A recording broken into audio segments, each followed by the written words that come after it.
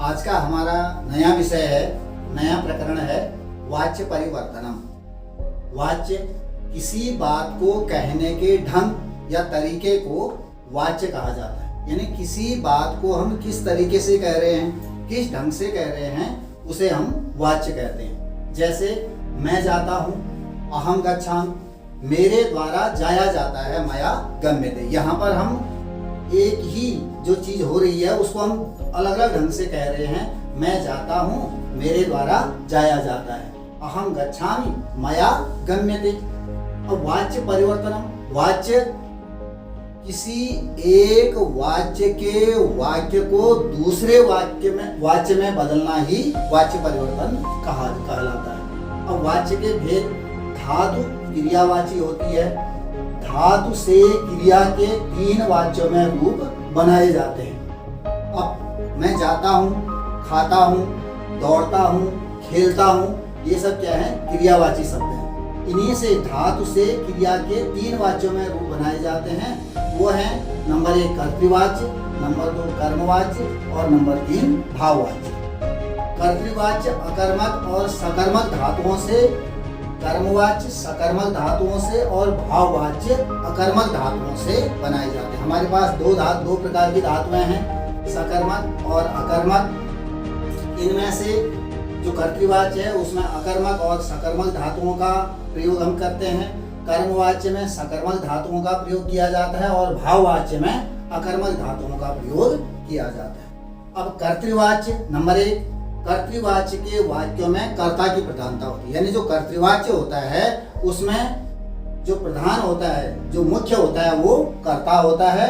कर्ता में प्रथमा विभक्ति होती है और कर्म में द्वितीया विभक्ति। यानी ये ध्यान देने वाली बात है कि जो कर्ता होगा वो प्रथमा विभक्ति का ही होगा और कर्म में द्वितीया विभक्ति ही होगी। कर्ता के अनुसार क्रिया होगी। यानी महत्वपूर्ण प्रधानता कर्ता की है, तो इसलिए जो क्रिया होती है वह कर्ता के अनुसार होती है। अगर कर्ता एक वचन का है, क्रिया भी एक ही वचन की होगी।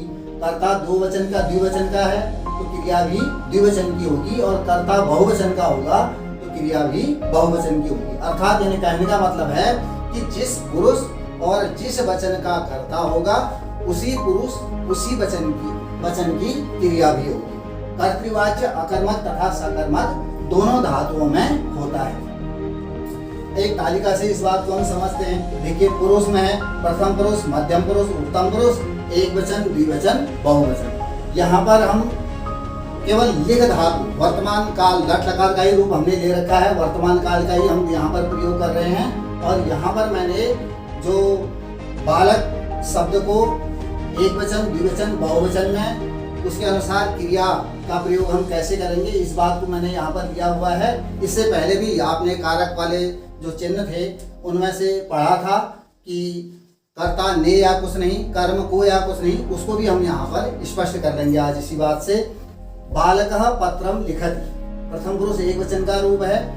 क्रिया भी प्रथम पुरुष एक वचन की होगी। देखिए, बालकः प्रथम पुरुष एक वचन का है, क्रिया भी प्रथम पुरुष एक वचन की होगी।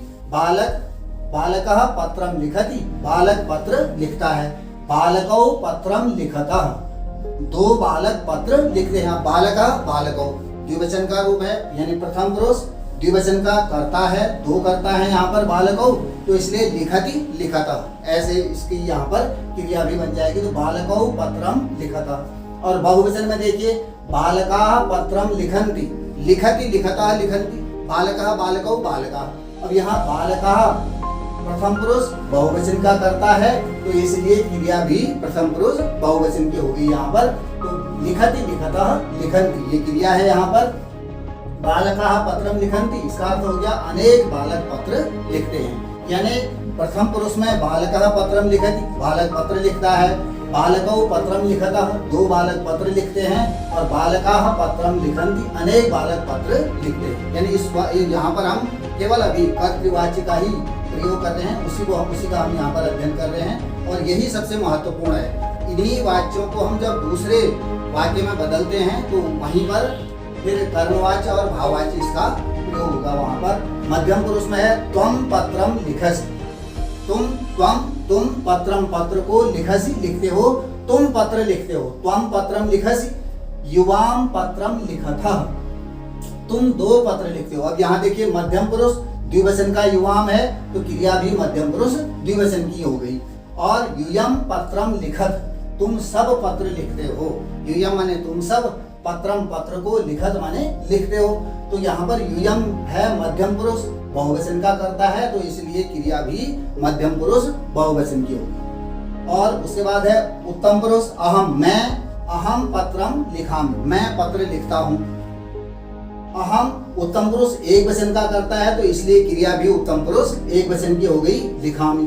आवाम, हम 2 पत्रम पत्र, लिखावह लिखते हैं, हम 2 पत्र लिखते हैं। आवाम यहाँ पर उत्तम पुरुष द्विवचन का करता है, तो इसलिए क्रिया भी उत्तम पुरुष द्विवचन की हो गई। और वयम पत्रम लिखामः, हम सब पत्र लिखते हैं, तो अहम आवाम वयम, हम सब पत्रम पत्र को लिखामः लिखते हैं। इससे पहले भी हमने जब सर्वनाम वाला जो प्रकरण था उसको पढ़ा था, तो वहां पर हम सह तौ ते त्वम युवाम यूयम अहम आवाम वयम, हमने इन प्रथम पुरुष मध्यम पुरुष उत्तम पुरुष एक वचन द्विवचन बहुवचन में इन सर्वनाम शब्दों को पढ़ा था हमने। तो वहां पर सह की जगह हम यहाँ पर बालकः, इस संज्ञा शब्द का हम यहाँ पर प्रयोग कर रहे हैं। और बाकी आप देख रहे हैं कि त्वम युवाम यूयम अहम आवाम वयम, ये अपनी जगह पर वैसे ही बने हुए हैं।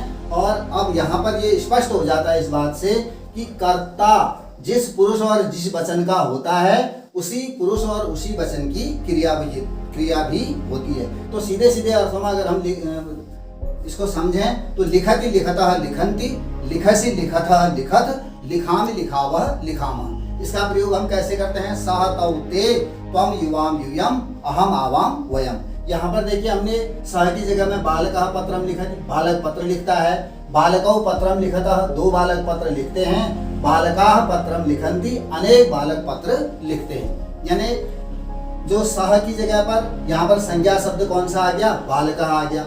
यहाँ पर रामः भी आ सकता है, कोई और दूसरा जो अन्य जो संज्ञा वाले शब्द हैं वो भी यहाँ पर आ सकते हैं। तो आज हमने कर्तृवाच्य को हम किस प्रकार से इसका जो कर्ता के अनुसार क्रिया होती है, इस बात को हमने यहाँ पर सीखा। और अगले वाले प्रकरण में हम कर्मवाच्य और भाववाच्य इस पर हम चर्चा करेंगे।